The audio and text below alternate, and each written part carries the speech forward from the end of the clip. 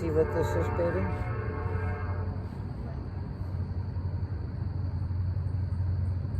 What do you love about this? Oh my gosh, what don't I love about it? Oh, look at that. See, it's just like the trees. They drop things down. Oh, look at that. A pineapple. Right out of the tree. What's not to love? What's not to love? Oh. Things didn't grow like this, though, until we came to them. They love our vibration. And we're looking at this fire. We went through the Amber days, but this fire, this last one, we tried to get it going the last couple days, and it wouldn't do anything. And what I looked at it as was something that said, the last day of burning, on to the next moment, on to the next step. And that little wood right there, I was saying, no, I like it where I'm at. It's not that it was afraid to go forward. It liked it where it was at. But the time has come. Going forward is going to be a whole lot more fun. And now it burns.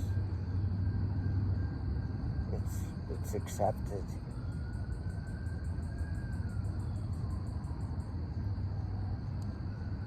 It's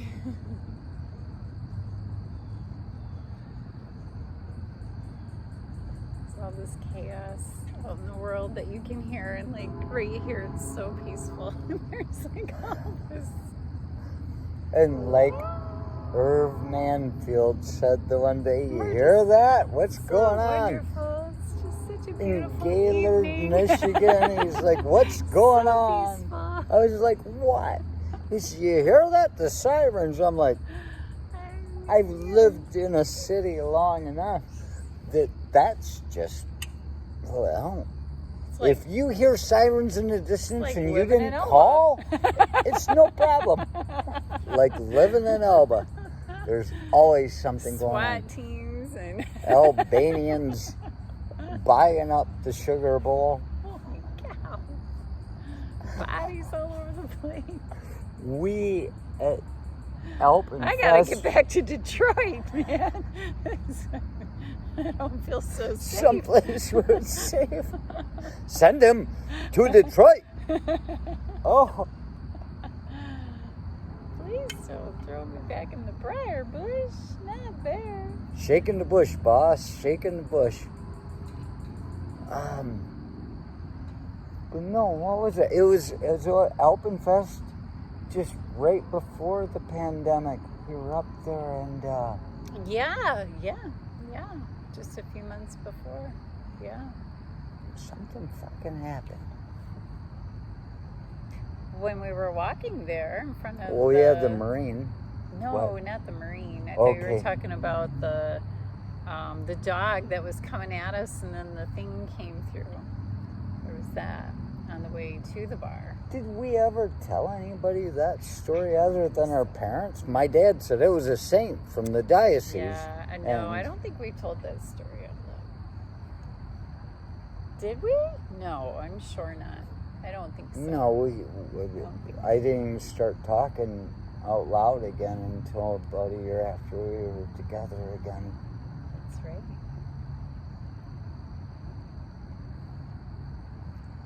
right. Look at that. Look at that. See? Look at that. I was about to say the cigarette went out. I'm trying to smoke this thing. It hasn't even been lit. That's love. He forgot his cigarettes at home today. Oh. For like 2 hours. Close to 2 hours without cigarettes. And that's what we started talking about. Yeah. It was moment where we're like, woo, this could go either way. And he was so cool about the whole thing. And Never would have even guessed if you were wanting anything.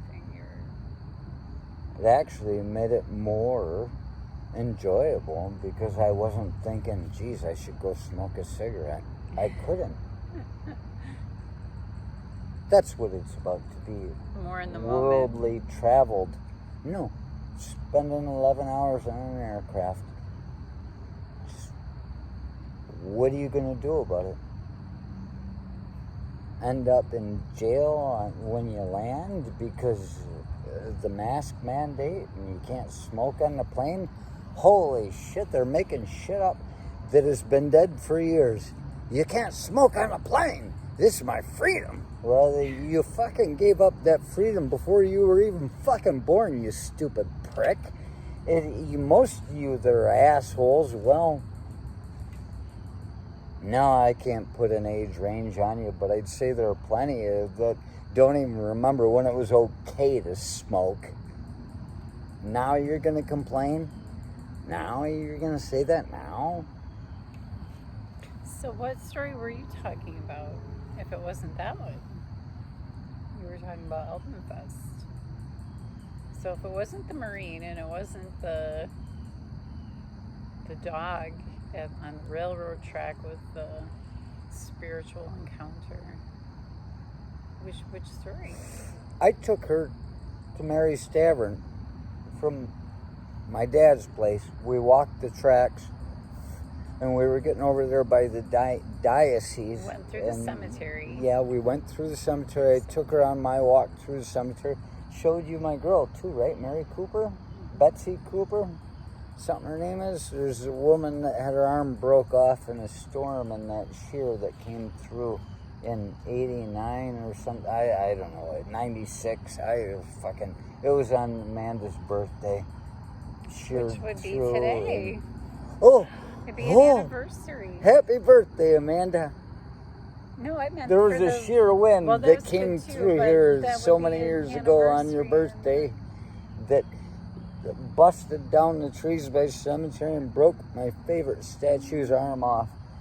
And there were reports I heard from people that said the sky was green over Walmart.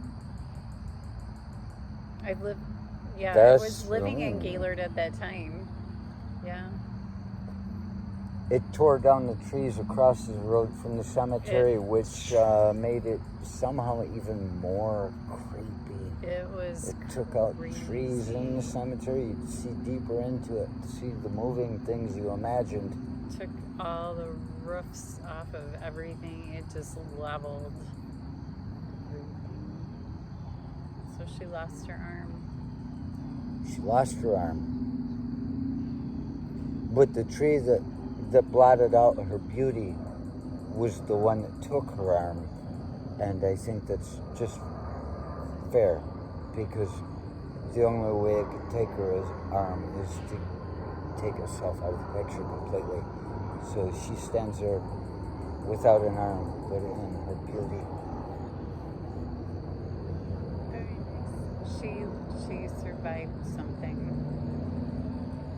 Yeah, but I think she probably fucking haunts me. I don't remember what it was about. I know this whole burning thing. Still fire in the pit. Well, how everything grows, things didn't grow like this until we keep together. Our vibrations, all that fun stuff.